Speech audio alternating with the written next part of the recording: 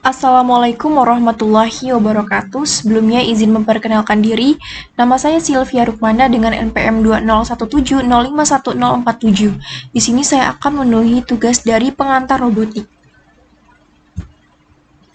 Tugasnya yaitu menjelaskan perbandingan beberapa driver untuk motor DC dan bagaimana memilih driver yang tepat. Sebelumnya, di sini saya akan menjelaskan tentang motor DC terlebih dahulu. Jadi, motor DC ini adalah sebuah motor listrik yang beroperasi menggunakan arus searah atau yang disebut dengan direct current atau DC. Motor DC ini tersusun dari dua bagian utama, yaitu rotor dan stator. Rotornya ini berfungsi sebagai bagian yang berputar dan terhubung dengan poros motor. Nah, sedangkan statornya ini merupakan bagian yang diam dan terdiri dari kumparan-kumparan kawat yang ditempatkan secara tetap di dalam ruang yang melingkupi rotor. Motor DC ini banyak digunakan dalam berbagai aplikasi seperti pada industri otomotif, elektronik, robotika, dan banyak lagi. Nah, di dalam motor DC ini dibutuhkan sebuah driver untuk mengontrol arus listrik yang mengalir pada motor DC. Nah, drivernya itu apa saja sih? Jadi di sini perbandingan beberapa driver untuk motor DC itu sendiri. Yang pertama ada driver L298N.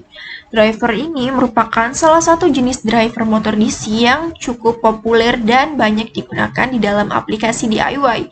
Driver ini tuh memiliki kemampuan untuk mengontrol dua motor DC sekaligus dengan daya output maksimal 2 ampere per channel. Driver L298N ini juga memiliki fitur proteksi overheating dan overcurrent.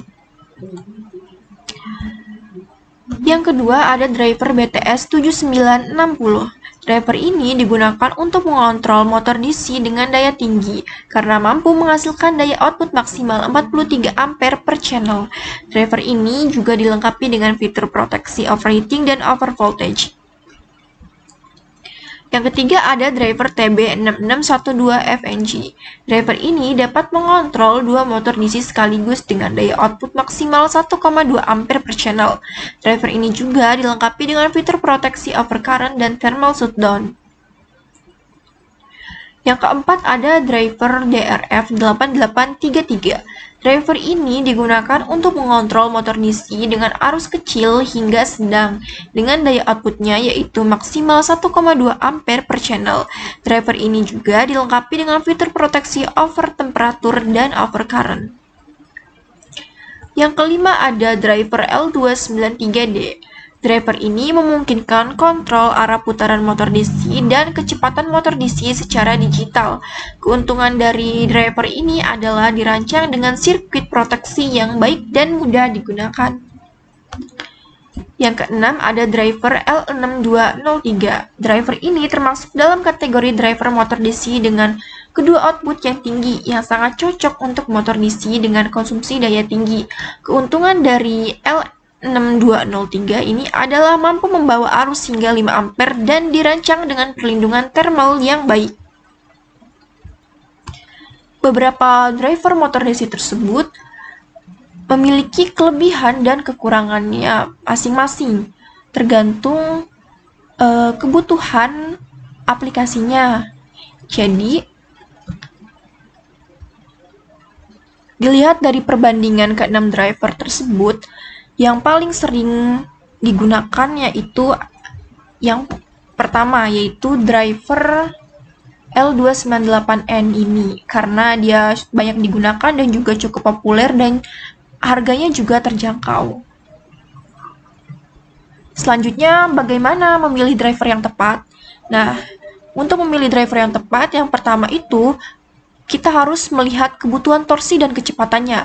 Nah, driver ini harus dipilih berdasarkan kecepatan dan torsi yang dibutuhkan untuk aplikasi tertentu. Beberapa driver ini dapat menangani torsi yang lebih besar dan kecepatan yang lebih tinggi daripada yang lain.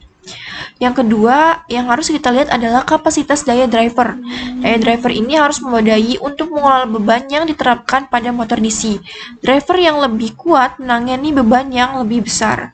Yang ketiga, yaitu kita harus melihat dari jenis motor DC tersendiri. Jenis motor DC ini juga harus dipertimbangkan saat memilih driver. Motor DC ini brushless memerlukan driver yang berbeda dari motor DC brushless. Yang keempat ada konfigurasi elektronik.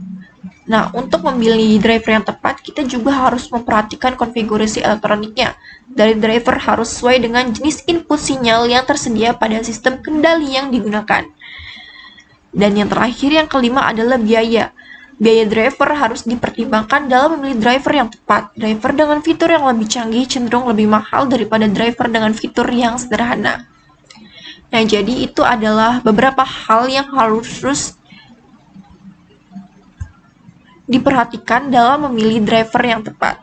Nah, sekian penjelasan dari saya. Terima kasih. Wassalamualaikum warahmatullahi wabarakatuh.